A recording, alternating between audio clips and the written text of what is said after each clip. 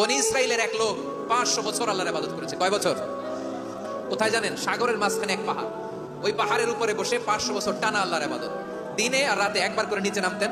সেখানে আল্লাহ তাআলা পাথরের ভেতর থেকে তার জন্য মিঠা পানির ব্যবস্থা করে দিয়েছেন, আর একটা ডালিম গাছের ব্যবস্থা করে দিয়েছেন। সকালে নামলে একটা টসটসে ডালিম, রাতে নামলে টসটসে ডালিম। এগুলো খেয়ে খেয়ে 500 বছর সে আল্লাহর ইবাদত করেছে।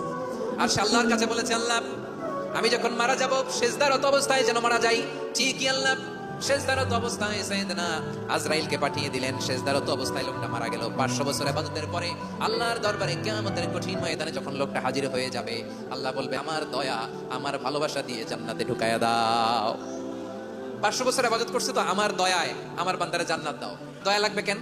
আমি আমার আমল দিয়ে জান্নাতে যেতে চাই। আল্লাহ বলছে, আমার দয়ায় আমার বান্দারে জান্নাতে নিয়ে যাও ফেরেশতারা। এবার আল্লাহ তোমার দয়া লাগবে কেন? সেজদা তো কম দেই নাই, জিকির করতে করতে 500 বছর শেষ করে দিলাম, আবার তোমার দয়া লাগবে? আমি তো আবার আমলেই জান্নাতে যেতে পারি। আল্লাহ বলবেন, তাই ঠিক আছে, আমি চাইলাম দয়া দিয়ে জান্নাত দিব, তুমি চাইলে আমল দিয়ে ঢুকবা, ঠিক আছে, তোমার আমল আর আমার যে দয়া দুইটার একটু মাপ দেই। তোমার 500 বছরের ইবাদত এক পাল্লায় রাখো। আর আল্লাহ বললেন, আমি যে দয়া করে এই দুনিয়ার নাজ নেয়ামত বিউটি সৌন্দর্য দেখার জন্য তোমার দুটা চোখ দিয়েছিলাম, দুটা নয় একটা চোখ আরেক পাল্লায় রাখো। রাখা হবে, দেখা যাবে ওই 500 বছরের ইবাদত হালকা হয়েছে, আর মুহূর্তের মধ্যে আল্লাহর দেয়া একটা চোখের নেয়ামত ভারী হয়ে গিয়েছে। আল্লাহ বলবেন, তোমার কথা মতো মাপ দেয়া হলো, এবার ফলাফল দেখো, হিসাব বলে তুমি এখন জাহান্নামে যাবা, go to the hell fire, যাও এবার জাহান্নামে যাও। মাপ চোখে যখন আসছো আমার সাথে হিসাব ক্যালকুলেশন, যাও তুমি এবার জাহান্নামে যাও।